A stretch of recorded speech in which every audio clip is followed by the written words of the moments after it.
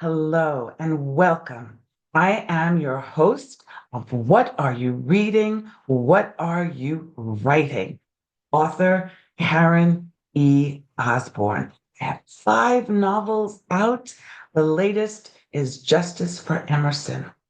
I am so glad that you're here. This is a space for readers and writers to come together and talk about books. I am delighted to have a return engagement with the amazing Janet K. Shawgo. Hey, Janet. Hey, it's good to see you again. It's always good to talk with you. Oh, I'm excited about this conversation because we're going to talk today, primarily, we'll talk about anything else, but primarily about My Sister's Quilt, which is your new book, which is, oh, look at it, hold it up. It's so beautiful. Look at that cover. My Sister's Quilt. I Thank love it. you. And this is such an intriguing thing. So it's a collection of short stories. Tell us about this. Tell us about the role the quilt plays and in the short stories. Okay. This book started with the very first story. I first named it My Sister's Quilt before the book became a thing. And I sent this short story into contest, and it did make a finalist with Women on Writing. Didn't win, but it did make a finalist. And then my sister said, why don't you write a bunch of stories about family and quilts? And she said that I normally write thrillers. She said, you need to quit killing people for a while and do a feel good book. So that's what this ended up being. And it ended up being more. It is about family, sisters, the meaning of a quilt, how they played a role in our history through the Underground Railroad. They used them as signs and symbols for runaway slaves. So it was very important that I tied all of this together. Um, the first story is set in the 1700s, and then I moved forward from that point. It was a very difficult book to write. I'll be very honest with you. When with a novel, you can progress you find your characters, you get your storyline, and you progress through the whole novel. In a short story, it's beginning, middle, end, and it has to go very, very quickly to make sure that it's tied together, that it's cohesive. And each one of these stories had to transition smoothly into the next one. It's different Mm. people, different times, different families, but it all has one theme, and that's quilts. Now, my mother quilted, my grandmother quilted. Anybody that's probably my age or in their 50s to 70s or 80s, we had family members that quilted. It takes a lot of time. It takes a lot of love. And if you have a quilt, you need to cherish it because it's a piece of history. It is. It is. And it's wonderful that you found uh, people who are still quilting and are so interested in the book. But give us a little taste of, you said it starts in the 1700s and how quilts were used for the Underground Railroad. Could you just expound on that a little bit and how that showed up as a story? Right. Whenever I set this one story about the Underground Railroad in the North, and it was a family of a mother, daughter, son, and father, and they had a small farm, and they were abolitionists, and so they became part of the Underground Railroad, and would they were individuals that would lead slaves on to the next safe house. The mother quilted, and she was teaching her daughter to quilt. And so she eventually explained to her, they would set them out on the rail of their house at night. And the daughter began to question about why she changed the quilts every night when they went to bed. And she would leave food in the quilts, And so each one of the quilts she began to explain to him had a different meaning. One would let him know if it was safe to come that way. Another would be, which direction they needed to go and where the next station master was at so they could get safely where they were heading. They might have to go a different route. It would also warn if somebody was in the area looking for them. So those patterns were very intriguing to look at, and then just to see what each meaning was. In the very first story called A Sister's Love, I have two sisters who go down different paths. One becomes a fine lady and ends up moving to the Americas from England. The other sister becomes a ship captain, and she has a different life completely from her younger sister. But what they did have in common was quilting. When the younger sister got married, they had started to quilt together, and the younger sister got married and went away and forgot about it. But the older sister didn't. So she finished it. But it was an embroidered quilt. It didn't have pieces, it was one piece. And then there was a lot of embroidery and designs that were put on it. And so she took it and gave it back to her at the end of the story. So it's very intriguing, some of the stories that I found or thought about to do. And then I moved, from that to like war quilts, and then the AIDS quilt. If anybody remembers the AIDS quilt that was on the National Mall, Yeah. they still have those. I was doing research. They are now they don't put the quilts out very often anymore due to wear and tear, but they have been stored and are being kept for Yeah. history. So this must have taken a lot of research, right? When you were researching, was there anything that really surprised you or, amazed you? Anything that you uncovered that you could share with our audience? Yes, I can. I don't know if anybody knows this, but I did go back to see how far back quilts could be found. And actually, they found a quilted jacket in one of the pharaoh's tombs in one of the pyramids in Egypt, in one of the tombs. Oh, So I didn't want to carry the story back quite that far, but I did. It was interesting to see how far back I could see where quilts were. I'm sure there's probably even some further back, but I did find a quilted jacket that had been discovered in the Great Pyramids. So I thought that was very interesting. Also, something I didn't know about was war quilts or cot quilts. Those were made during the Civil War, and they were made from actually men strung them across their chest. When you see those rolls sometimes on soldiers, yeah. those were war quilts or cot quilts. They were used to lay on the ground to sleep on. They were used on cots in the hospitals to give them some padding. They were usually made by family members or a group of women, a girlfriend or a wife. So they made these for them to take to war, and they wore them out. They carried them with them. I remember going back now and looking at some of the books that I did his research on, and I remember seeing those, and I didn't know what it was.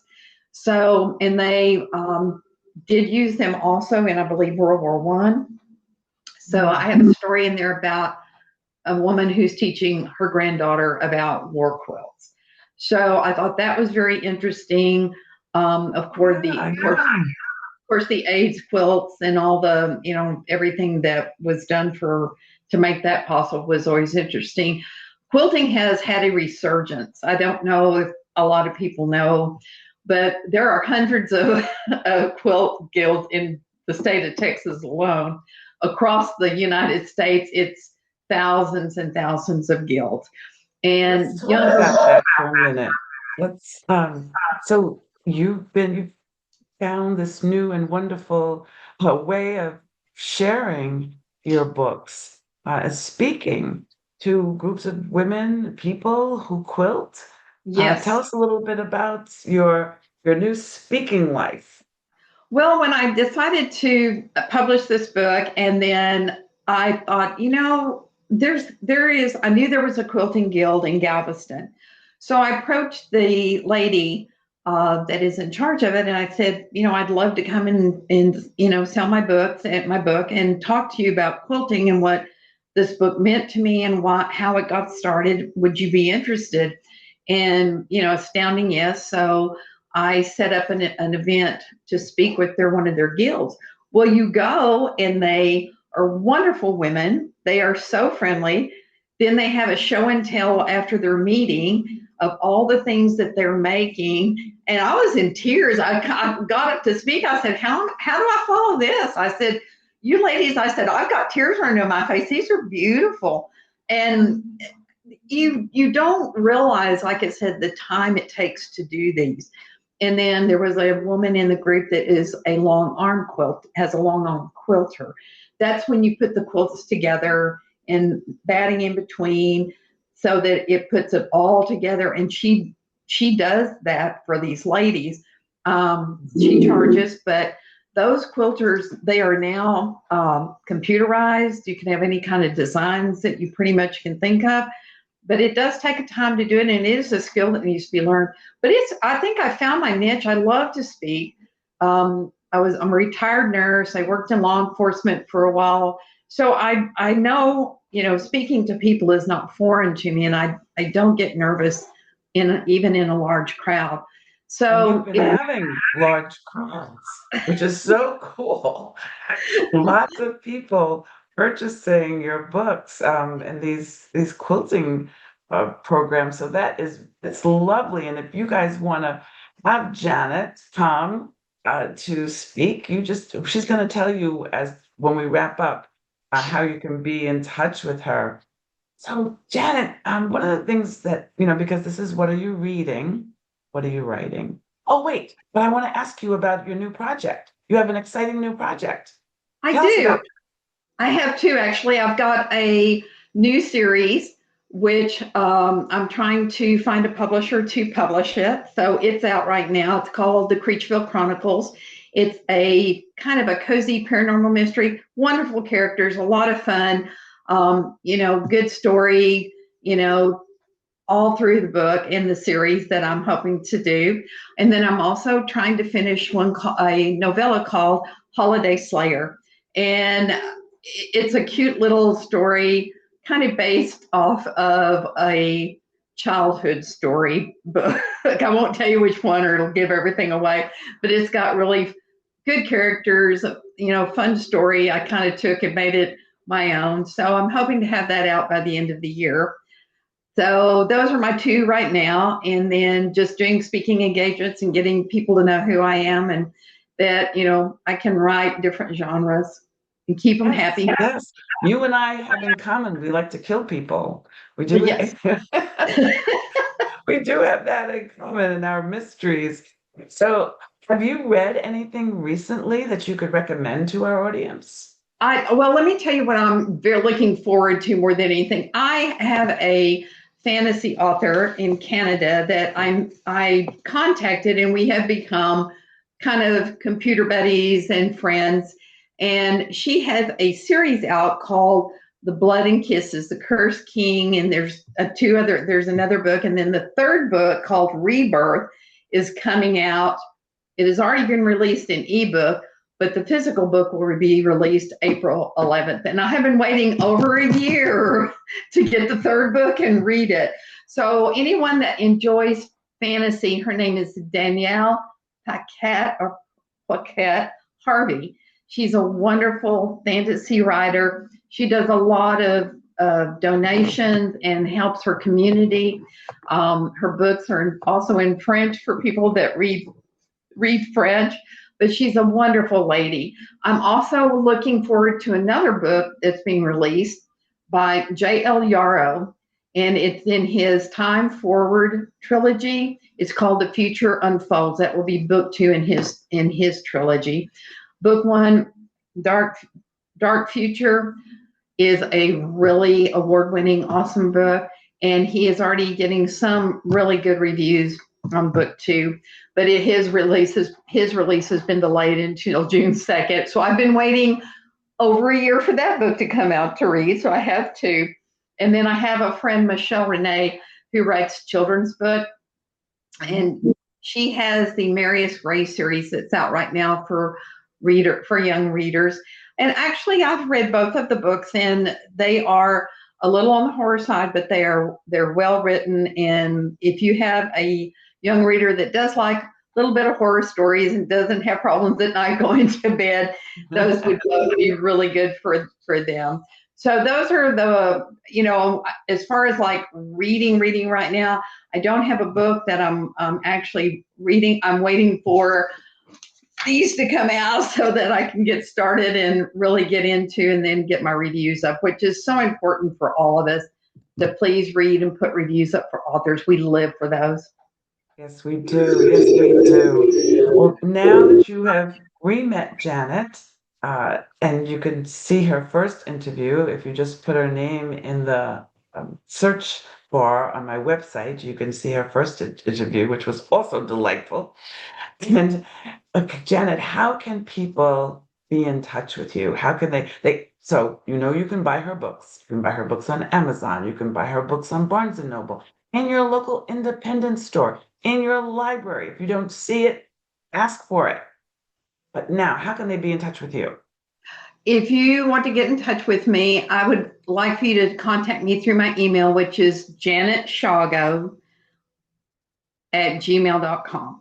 I would prefer that you contact me through there. My website is www.jkshawgo.com. And I have to say, my nephew, who does computer geeking things, he animated all of my books. So if you will go and just take a look at those, I would appreciate you taking a gander at all of my books, because he animated all of them. One day I turned on my computer and pulled up my site, and all the books were moving. So it's very interesting. AI can be your friend at times. So I'm very happy that Yes, he was able to do that. I am on Twitter, TikTok, Instagram, but you can contact me directly at the email address. And yes, if I can get to you in my car, and you have a speaking engagement, I would be happy to do so. I also do speaking engagements for history events. I love to come in costume. I have a World War II nurse's uniform. I have a Civil War nurse's outfit that I wear. And sometimes I come in my old scrubs and a stethoscope. So I'm happy to come and speak. It's always fun. I love talking to people, and I love readers, and I love meeting new readers. So please, yes, reach out to me. And if you just want to, if you do want a book, I'll also be happy to sell you a book, and I will sign it, put a little gift in it, and mail it to you. So you can also reach me if you want a book from me. that's wonderful. Thank you, Janet, so much. This has been a lovely, lovely conversation. I know all of you have enjoyed it. I know you can't wait to read my sister's quilt. That, as Janet said, after you read it, please, please write a review. We live for those. They make a huge difference. And we thank you in advance. And I hope to see you all next week on What Are You Reading? What Are You Writing? Have a great week, everybody. Have a Bye great bye. week, Jana.